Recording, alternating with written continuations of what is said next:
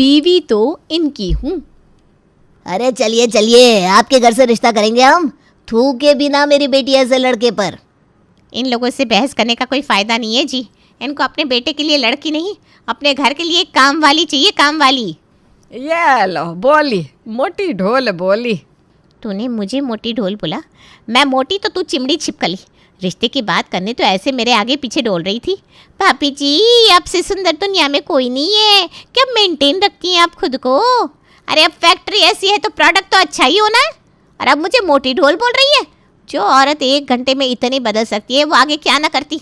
अच्छा हुआ कि हम अपनी बेटी को यहाँ लेकर ही नहीं आए, वरना जैसे इसके रंग ढंग है मेरी बेटी पर काला जादू कर देती ये छिपकली। अरे आपकी कोई बेटी होगी तब तो उसे लेकर आएंगे ना। अब क्या पता किसकी तस्वीर दिखाई गई थी हमें, वो आपकी बेटी थी या किसी रिश्तेदार की। मुझे तो लगता है कि यही आप लोगों का पेशा है, शादी का रिश्ता लेकर लोगों के घर जाना, शगुन लेना और मुफ्त में नाश्ता करना। चलिए चलिए सुजाता जी, कीचड़ पर कंकर मारने का कोई फ़ायदा नहीं है। मेरा पारा चढ़ रहा है, अब 1 मिनट में मैं यहाँ और रुका तो इसका पति शंभू मुझसे पिट जाएगा, क्योंकि औरत पर तो हाथ में उठा नहीं सकता। और सुषमा के साथ साथ शंभू की भी इज्जत उतारते हुए सुजाता और मुरारी लौट जाते हैं। तभी कुछ देर बाद सुषमा की ननद घर वापस आती है। मिल गई शांति भाभी आपको? कर दिया कांड? नाश्ता लेने क्या चलेगी मैं? आपने तो यहाँ सारा सत्यानाश ही कर दिया, खोल दिया होगा मुँह मेहमानों के सामने। मैंने कितनी बार बोला था हाई क्लास के लोग हैं, ढंग से बात कीजिएगा, पर नहीं, आपको सुनना कहाँ होता है। शुरू कर दी होगी आपने सास वाली लक्षणें। अरे तो मैंने इसमें गलत क्या पूछ लिया? बस यही पूछा ना कि आपकी बेटी को गोबर पोतना आता है कि नहीं। वाह, ये कोई पूछने वाली बात है भाभी? फ्लैट में रहती हैं आप, किसी मिट्टी के घर पर नहीं। आज के ज़माने में कौन गोबर पोतता है? पोत कर तो चली गई आपके चेहरे पर गोबर सुजाता जी। अरे यहाँ लोग बर्तन भी 4 बार बजा कर देखते हैं, तो मैं तो अपने बेटे के लिए लड़की ला रही हूँ तो ठोक बजा कर ही लाऊंगी ना। वो ज़माना गया भाभी, बजा लिया ना, क्या हुआ? फूट गए ना बर्तन? अब कोई स्टील के बर्तन में खाना नहीं खाता कि आप ठोक बजा कर चेक करें। अब क्रॉकरी आ गई है, एक बार ठोकेंगे तो टूट ही जाएगा। इसीलिए कहती हूँ जो मिल रहा है ले लो। इतनी मुश्किल से इतना अच्छा रिश्ता ढूंढ कर लाई थी मैं, और आपने उनसे भी बहस कर ली। अब लोग क्या कहेंगे कि शिप्रा मैच मेकर अपने भतीजे का रिश्ता नहीं करवा पा रही, तो हम लोगों का क्या करवाएगी? अरे 30वां रिश्ता था ये, बहुत हुआ। अब मैं रिश्ता नहीं देखने वाली प्रेम के लिए। रात को जब भैया आकर पूछेंगे कि क्या बात हुई लड़की वालों से, तो जवाब आप ही दीजिएगा। हाय हाय, ये तो बहुत बड़ी गलती हो गई मुझसे।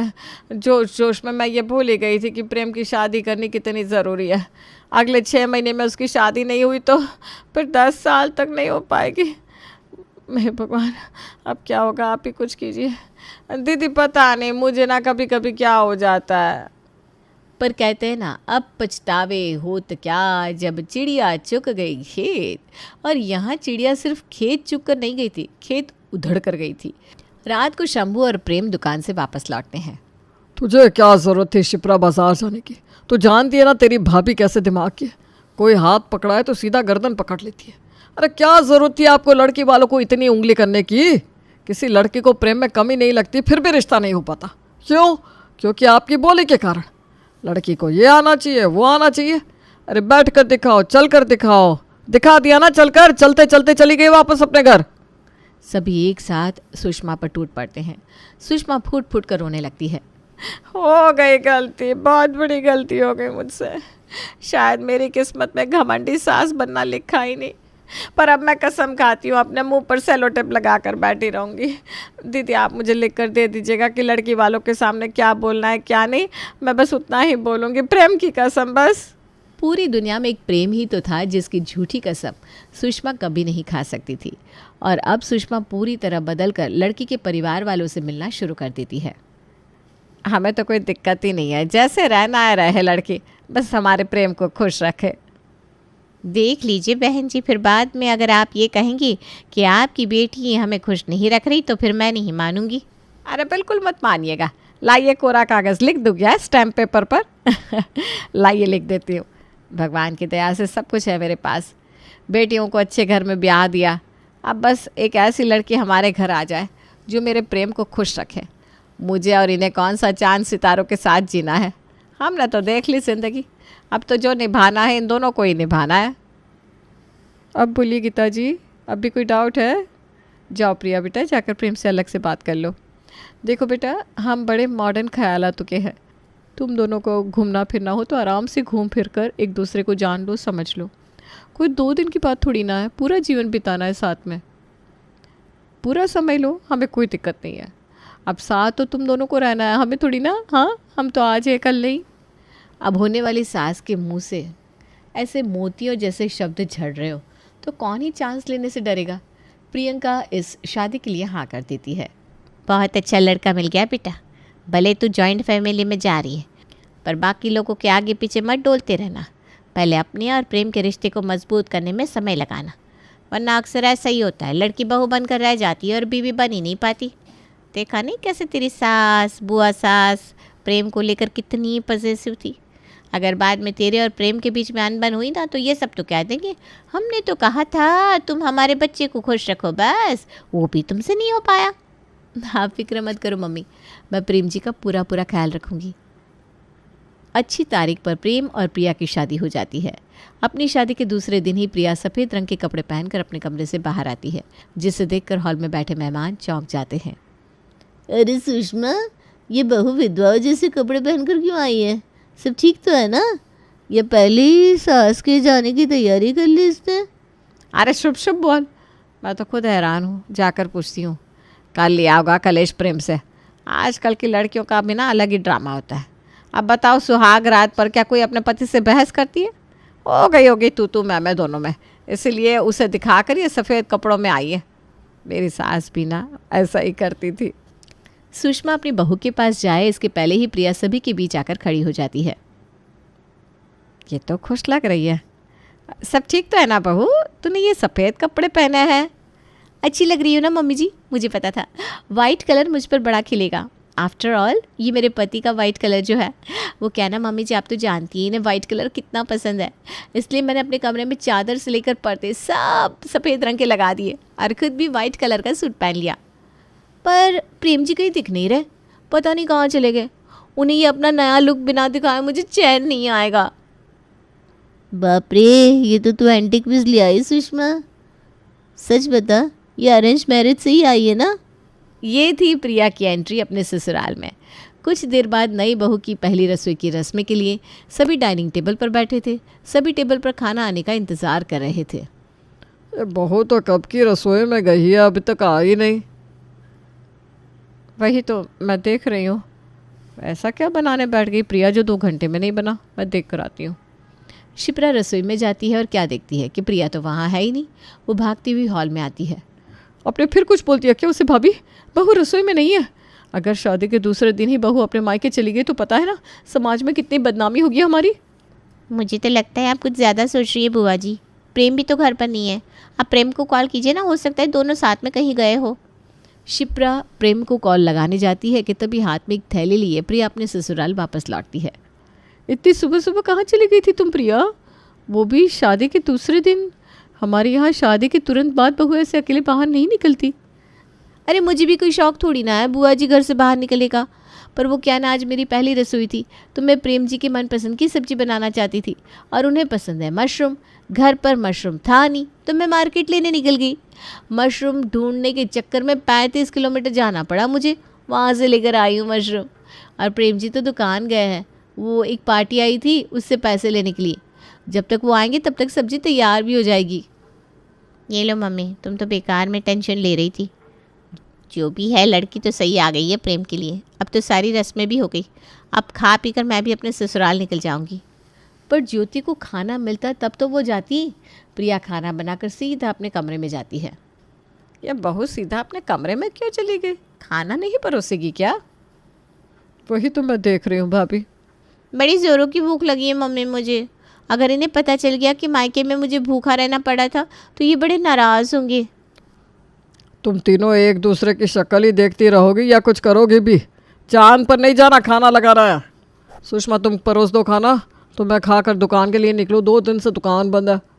सुषमा रसोई में खाना लेने जाती है तो अपने कमरे से प्रिया कहती है, अरे नहीं नहीं मम्मी जी, ये क्या कर रही हैं आप? अभी तक प्रेम जी नहीं आए, उनके बिना हम खाना खा लें ये तो गलत है ना। उनकी फेवरेट सब्जी बनाई है तो पहले तो प्रेम जी खाएंगे। ए लड़की, पागल वागल हो गई है क्या तू? अब वो रात के 11 बजे आएगा तो पूरा दिन हम भूखे रहेंगे क्या?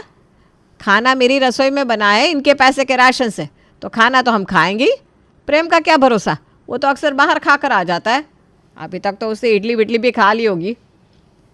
सुषमा फ्रिज से खाना निकाल कर सभी को परोस देती है और सभी पेट भर भर कर खाने की तारीफ करते हुए खाना खाते हैं।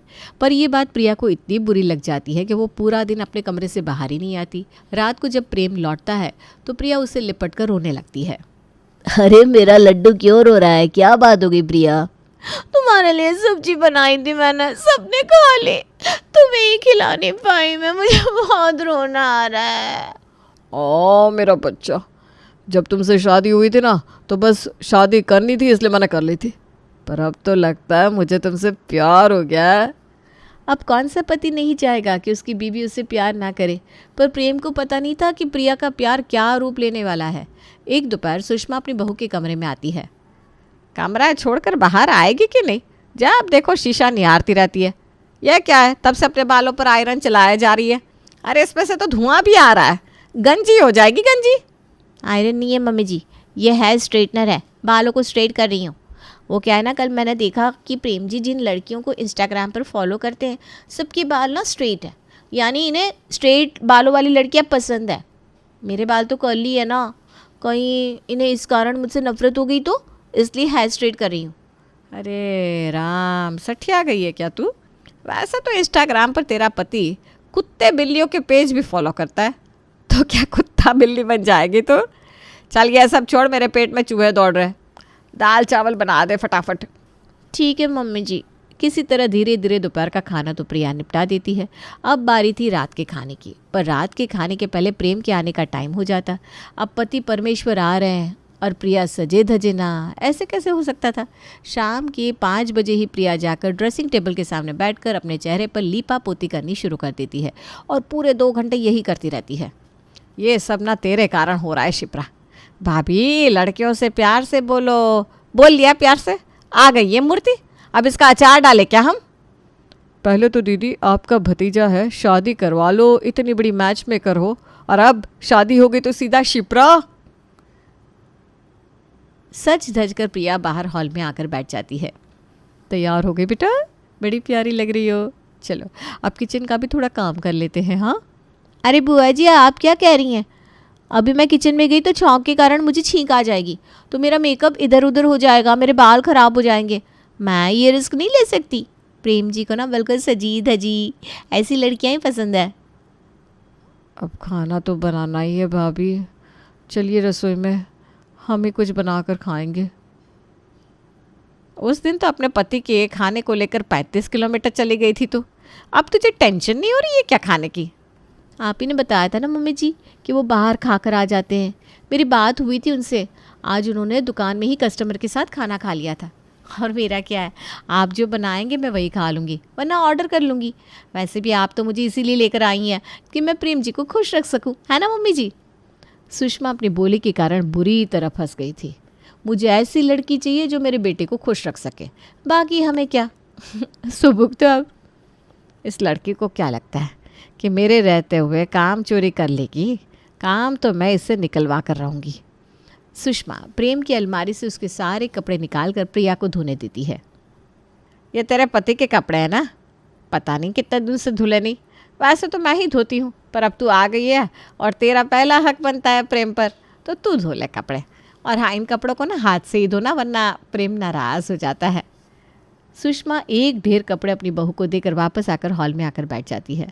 कुछ देर बाद प्रिया की हालत देखने वो फिर से बाथरूम में जाती है और क्या पाती है कि प्रिया सिर्फ एक ही हाथ से कपड़े धो रही है और दूसरे हाथ को उसने हवा में रखा हुआ था। ये दूसरे हाथ को तूने ऐसे क्यों रखा है, जैसे हाथ को लकवा मार गया हो? एक हाथ से कभी कपड़े धुलते हैं क्या? लकवा मारे मेरे ससुराल वालों को मम्मी जी, मुझे कुछ नहीं हुआ। वो क्या है ना, आज सुबह इन्होंने मेरा ये हाथ चुमा था। मैं इसे धोना नहीं चाहती, इसलिए तो मैं नहाई भी नहीं हूँ। तो इस हाथ से कपड़े कैसे धोऊंगी? क्या? ए दीदी, यहाँ आइए, ये लड़की तो सच में पागल हो गई है। सुषमा और शिप्रा प्रिया की हरकतों के कारण परेशान हो चुकी थी और आज गुस्से में सुषमा और शिप्रा गीता के घर प्रिया की कंप्लेन लेकर पहुंच जाती है। कभी लगा ही नहीं था मुझे कि ये बात भी अपनी ज़बान से निकालनी पड़ेगी। पर सच कहती हूँ समधन जी, जितना बर्दाश्त करना था मैंने कर लिया, अब नहीं। बहू को आए पूरे 4 महीने हो गए। इन 4 महीनों में मुश्किल से 14 दिन भी इस लड़के ने खाना बनाया हो। जब भी खाना बनाने का वक्त होता है ये शीशे के सामने जाकर बैठ जाती है। कभी प्रेम इसके बालों में हाथ फेर देता है तो कंघी नहीं करती, कभी प्रेम ने हाथ चूम लिया तो उस हाथ से काम नहीं करती। ऐसे चलती है क्या घर गृहस्थी? इतना पागल होना था तो कर लेती लव मैरिज। हमसे तो अब बर्दाश्त नहीं होगा भाई। मैं तो सीधा प्रिया को यहाँ लाकर छोड़ने वाली थी, पर दीदी ने कहा एक बार प्रिया की मम्मी से इस मैटर पर बात कर लेते हैं। देखिए, लास्ट वार्निंग दे रही हूँ, अगर आपकी बेटी नहीं समझी तो फिर उसे अपने घर ही रख लीजिएगा। अच्छा 2 मिनट रुकिए, मैं ज़रा इनको कॉल कर देती हूँ। शायद आपको पता नहीं, प्रिया के पापा ना पहले गुंडे थे, पर अब बड़े संस्कारी हो गए हैं। लड़कियों को घर बसाने में मदद करते हैं, और ऐसे में इनकी खुद की लड़की ससुराल से वापस आ जाए तो कभी बर्दाश्त करेंगे क्या ये?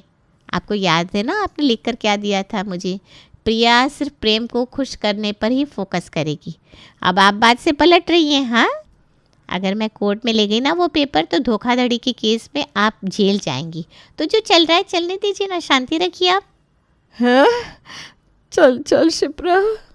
सुषमा और शिप्रा वापस घर आ जाती हैं और सीधा रसोई में जाकर खाना बनाना शुरू कर देती हैं।